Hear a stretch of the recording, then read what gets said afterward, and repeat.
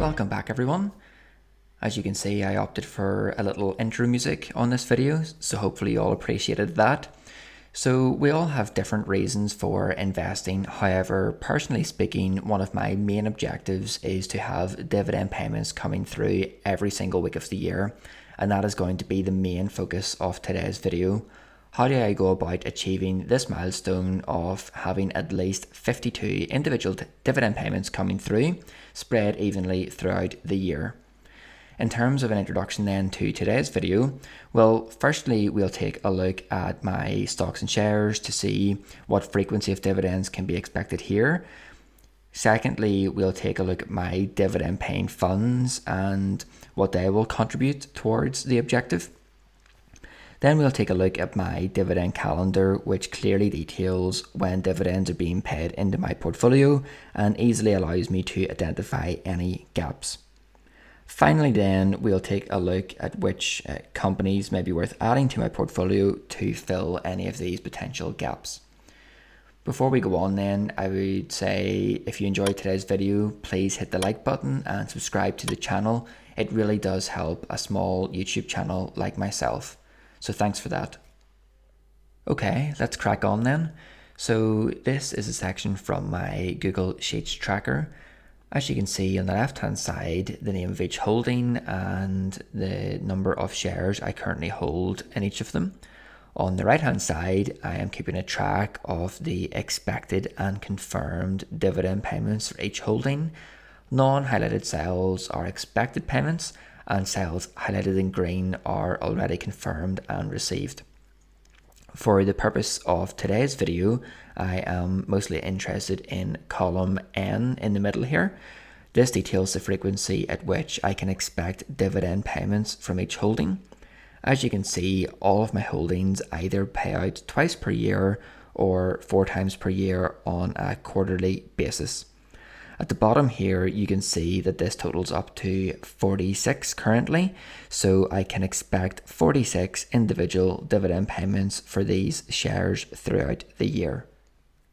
I actually started making this video about 2 weeks ago, however, I've been away from home ever since with work, hence the 3 payments here highlighted should actually be in green now as they've actually been received, so just to make you aware of that. Let's take a look at the 5 dividend paying funds that I currently hold then. For the sake of today's video, the key information is along the top. So the name of each fund, the expected yield, and the frequency of payments being made. So quickly then from left to right, so the Artemis High Income pays out a monthly dividend, so 12 per year. The Fundsmith Equity is biannually, so 2 payments per year. Likewise, the Legal & General US Index, twice per year. The Linstone Train Global Equity is also twice per year.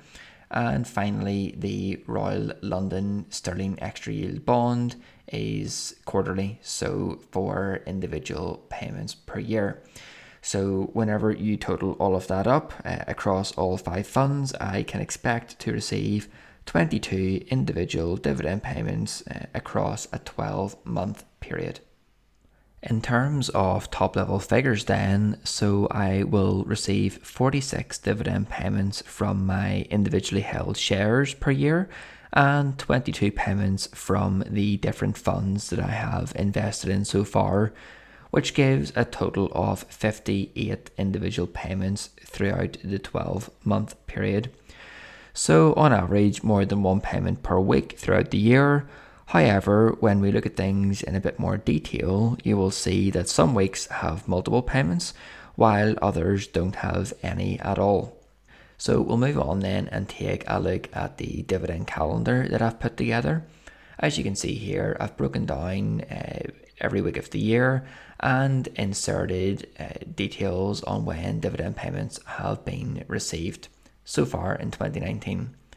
As you can see, rows highlighted in green indicates that there was a payment received that week, and rows highlighted in red indicate that no payment whatsoever was received.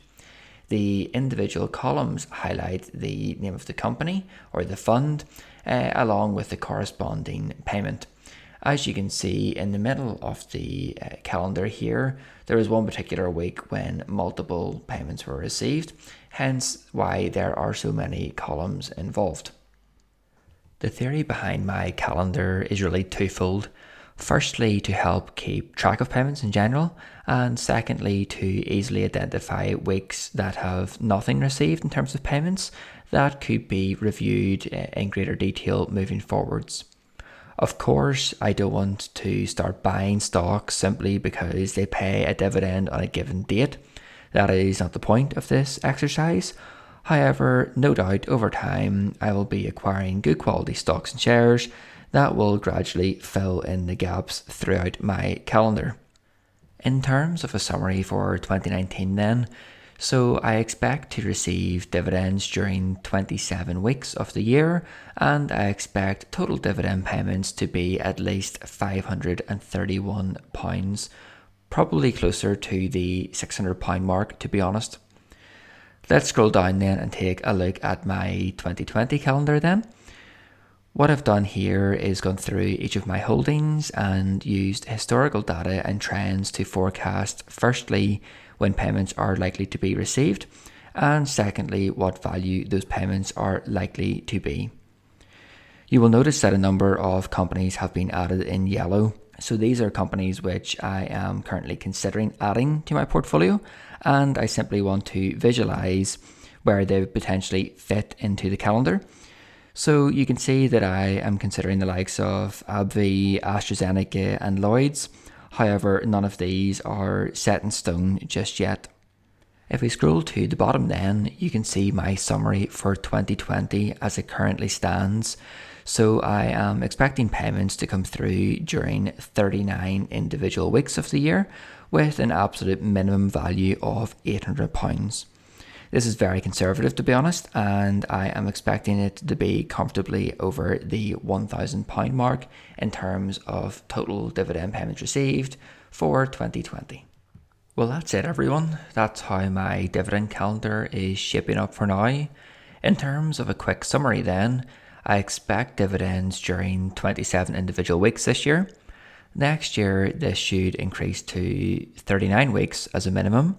And then hopefully in 2021, I can achieve one of my major investment goals of receiving dividends every single week of the year. So hopefully you enjoyed today's video. If so, please hit the like button. If you haven't done so already, please subscribe to the channel and of course leave your thoughts and feedback below. Here are a few other videos that you might find of interest, so please go ahead and check them out as well. As always, thank you very much for watching, and I'll be back very soon with an update on my November performance.